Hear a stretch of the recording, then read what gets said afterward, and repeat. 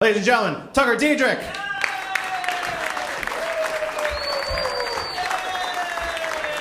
Hey, hello! Hi, Appleton. Hello. All right. Didn't expect hellos back. That's awesome. Thank you guys very much. Yes, I came back from the Midwest, just Michigan. Nothing too extravagant for me, don't worry.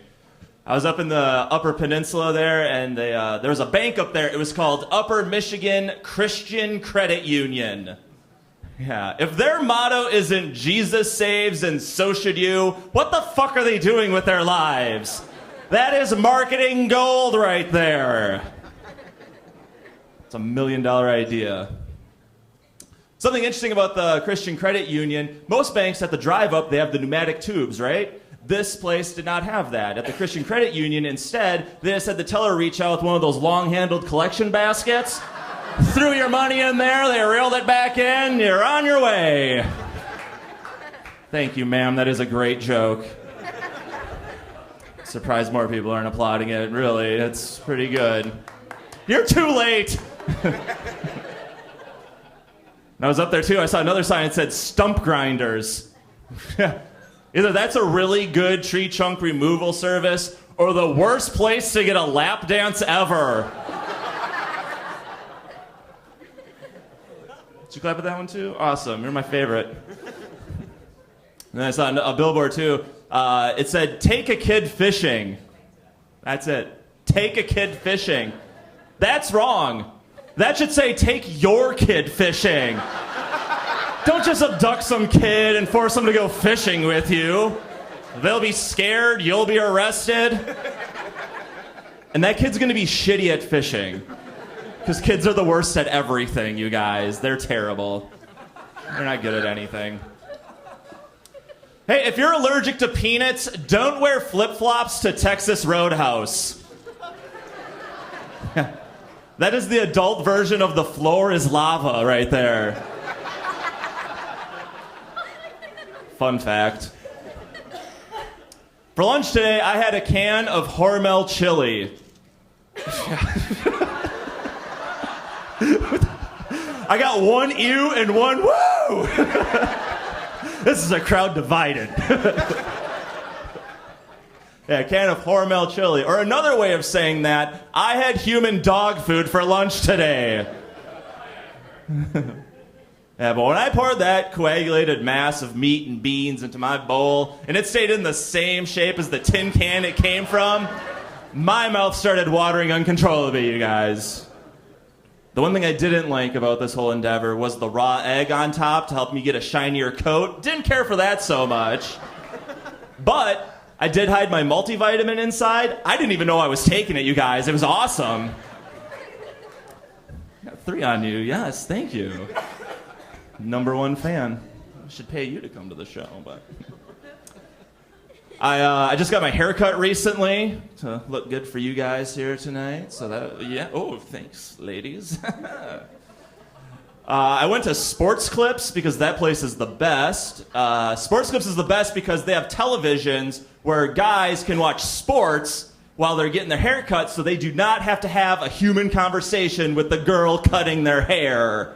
And I like that. So I don't want to have that small talk conversation with my hairstylist there. No, that's always the worst. It's like, well, what'd you do today? Do you have a job? Have you ever been to a cockfight before? Like, no, I don't.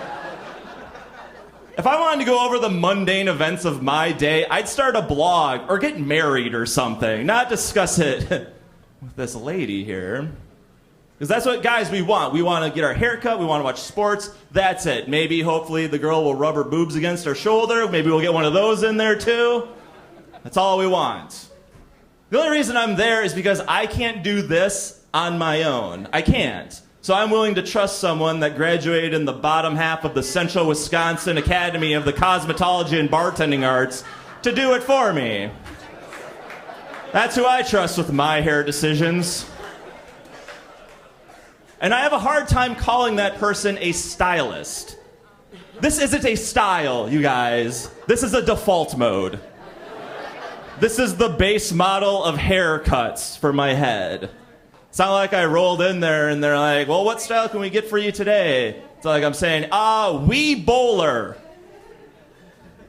Can you make me look like a wee bowler?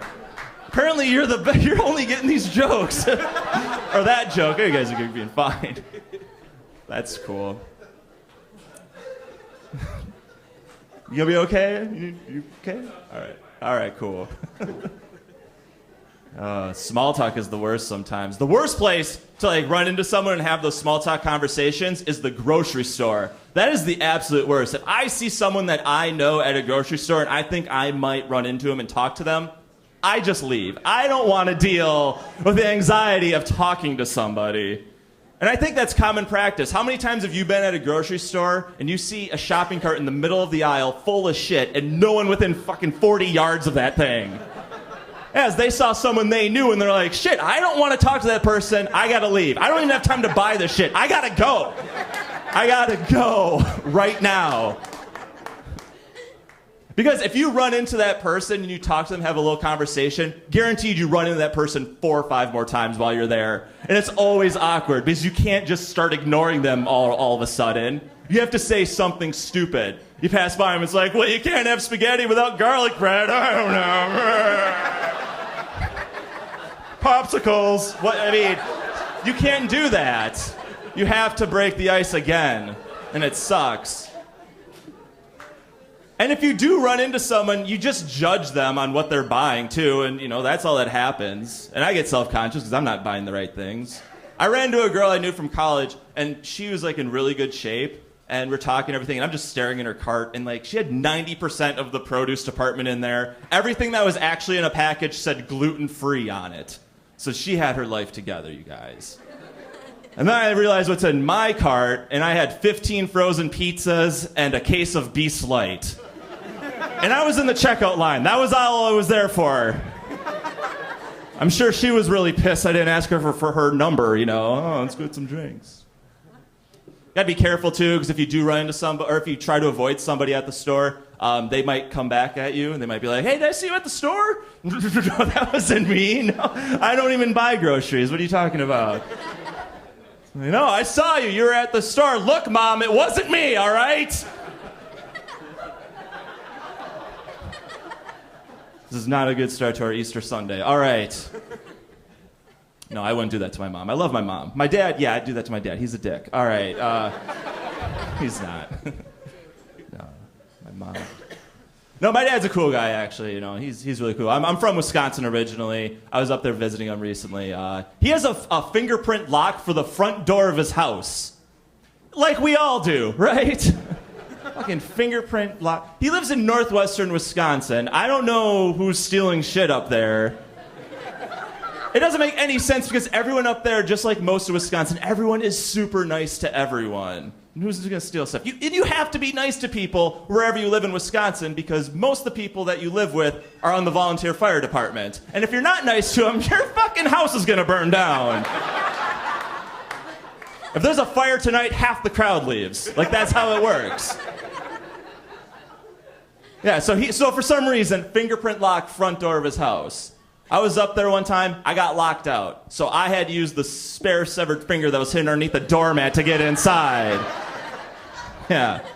I was wondering why my dad's hand looked like this. It answered a ton of questions. Thought he was just giving me the shocker or something. Didn't know you knew that, Dad. All right. My dad's one of those guys, he's like really handy, he likes doing the projects around the house and is in the garage and everything. He spent 2 months building an outhouse for his hunting land. Yeah, that's a normal thing too, right? 2 months. But he always goes full board in it too. Like, it had like nice shingles, it was insulated, nice wood trim and everything. It's a super nice outhouse, you guys. It's the only outhouse I know that has a bidet in it. Yeah. If you're wondering what a bidet in an outhouse is, it's actually just an icicle sticking out of the seat.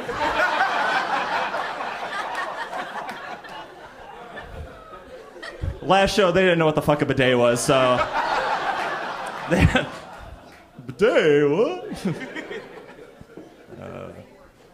But, and my dad, he goes overboard on his projects and everything, and, there's something I gotta mention. Like, you know, guys, we'll get mad at our ladies sometimes if they're taking forever to get ready to go out. Sometimes, you know, it's like, well, my shirt doesn't match my shoes. I gotta do another 5 hours of matching, whatever. But there's a guy equivalent to that sort of thing, because my dad re-roofed his entire house, and then he got done, and then he looked over at his garage, and he was like, oh, I got to re-roof the garage because the shingles on the roof of the house don't match shingles on the garage. And I was there. I told him the same thing I'd say to a lady. I said, well, Dad, I don't think anyone's going to really notice. My dad snapped back, well, fucking notice, and he ran to his room and cried for a half an hour. Stood there in stunned disbelief. Went over and knocked on the door. Hey, it looks pretty no matter what, Dad. Don't. Your friends will like it. Don't worry. It's cool. And everyone in my family is like really into hunting and everything too, but I'm like the only one that doesn't hunt. Actually, the best hunter in my family is actually my stepmom. And I base that on the sole fact that she shot and killed a bear with a bow and arrow, killed it in one shot. 3 people are fucking impressed by that. How the hell do you guys kill bear here in Appleton? Tackle it to the ground, snap its neck. Fuck you, Yogi. What are you doing, guys? What are you doing? She got this with a bow and arrow in one shot. That's not good enough for you guys? What? One shot, bow and arrow. I'm guessing that's all the shots you get at a bear with a bow and arrow, though, too. It's got to be really tricky to reload a bow when your life is flashing before your eyes. Yeah.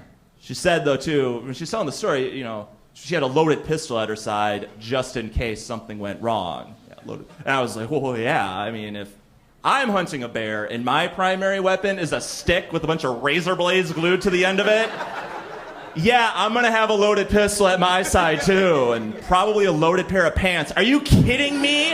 Bears are scary. Hey, they can climb trees now. Those are 21st century bears. You can't hide your picnic baskets up there anymore. That's why they must be destroyed. They're smarter than average bears, I hear.